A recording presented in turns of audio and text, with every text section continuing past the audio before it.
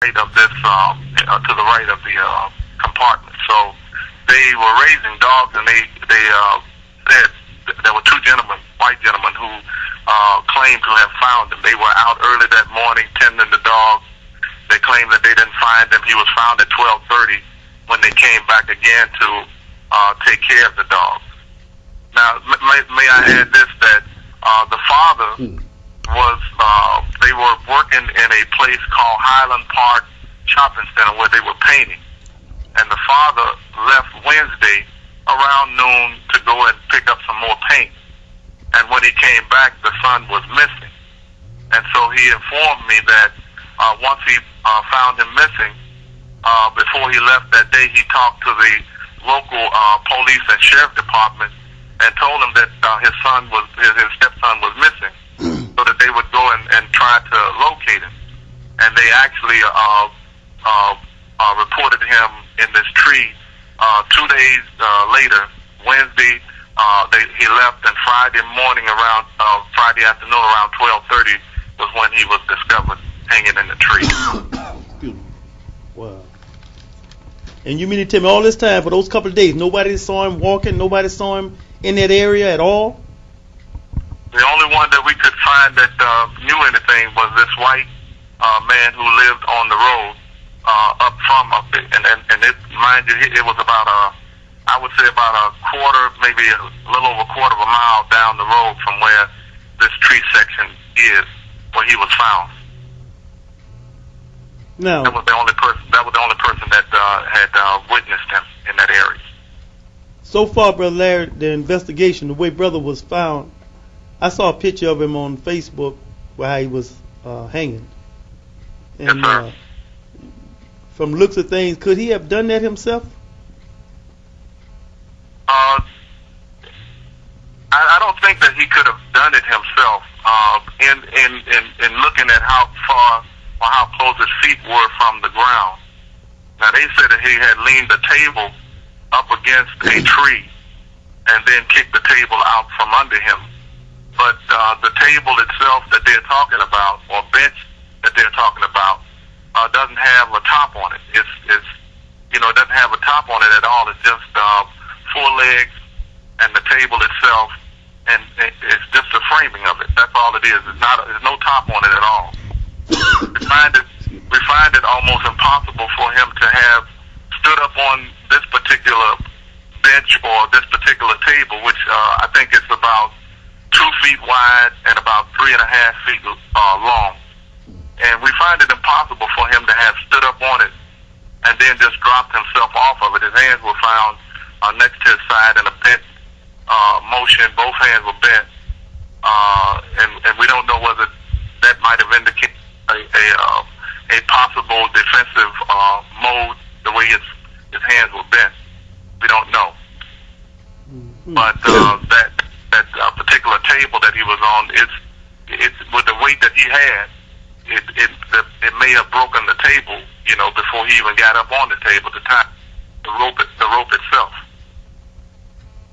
What is the authorities saying down there? I talked to the police chief, Chief Parnell, and he indicated to me that it was a suicide to him, and that's as much as I can say on that, because he's just indicating that the father had said that the rope that he had tied around his neck was consistent with the rope that was in the truck that he was riding in when they came up to do the painting. And then they also said that the rope that he was hanged with they found pieces of it in his pocket, although there was no knife around him to show that he might have cut the rope itself. There was nothing that was around him that could show you that he might have cut the rope or did something to himself like that. Now his mother doesn't believe it as well. I haven't talked to any other one in the sheriff department, but every black police officer that I talked to in Greenwood, they all believe that it was foul play. Mm-hmm. Now, Brother Larry, what is it that we could do to support you all there? Because by the grace of God, we're not going to just let this go away. That's right.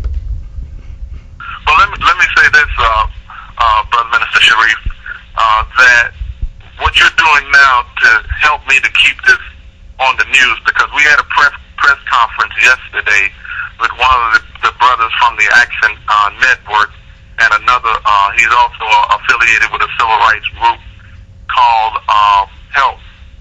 And it was a group that started by our former or late brother Isaac Hayes, singer and actor Isaac Hayes. And this brother, he came down to do a press conference. And so as long as we can keep it in the press, because actually the sister, who is his mother, Brenda Carter, she gave an exclusive, one of her first exclusive interviews with Channel 15, which Greenville and Greenwood. And she also was seen by Channel 6 News or WABG News, Channel 6 in Greenville. So as much as possible, we need to try to keep it out there, because CNN is not exposing it, neither is ABC, NBC, CBS, neither one of them are exposing Fox News. They're not exposing it. And that shows us that brother's life is not valuable in the eyes of us as a people and even the world. So what we're trying to do is we're trying to bring more attention to the fact that, number one, that black life means something, that it has value. We have value as a people. That's number one. But we're trying to get it on the news as much as we can. We're trying to get it exposed in the news. So if you can send, on Twitter, or you can Facebook one another and let everyone know whatever we know about the case, then maybe we can force the FBI, force the sheriff department to do a more intrusive investigative job that they're not doing right now, but they'll do a more investigative job in this case, so that we can bring a real serious conclusion to it, because we know that there was foul play here.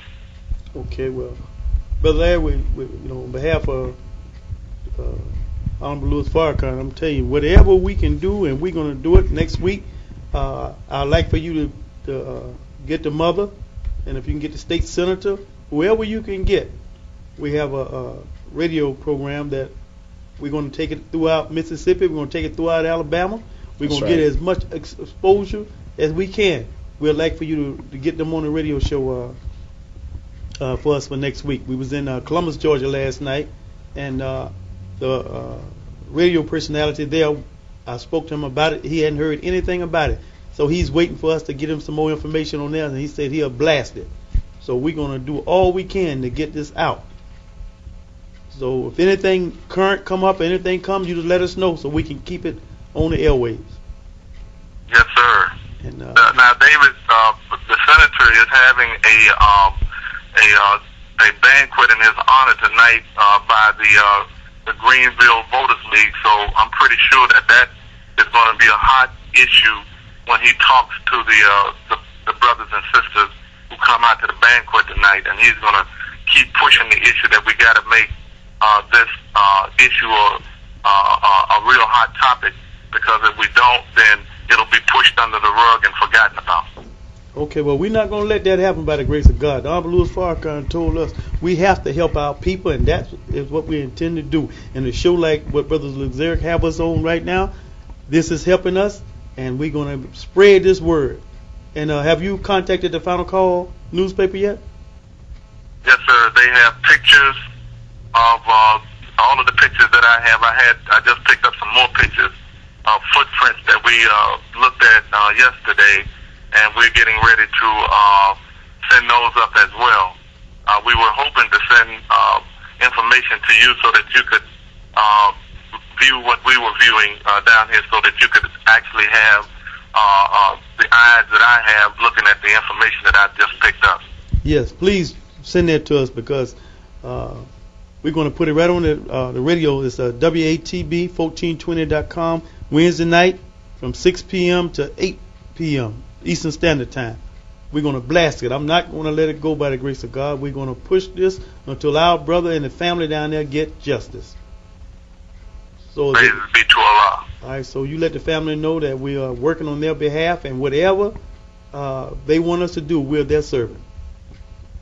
Yes, sir. I surely will tell them, and I thank you so much for allowing me these few minutes on the air so that we could allow people in the immediate and far wide community to see what is going on in the little city of Greenwood, Mississippi. And of course, I'm going to send you the love from all of the brothers from Greenwood and Sunflower, Mississippi. They all thank you so much for what you're doing right now for all of us in this area. Well, praise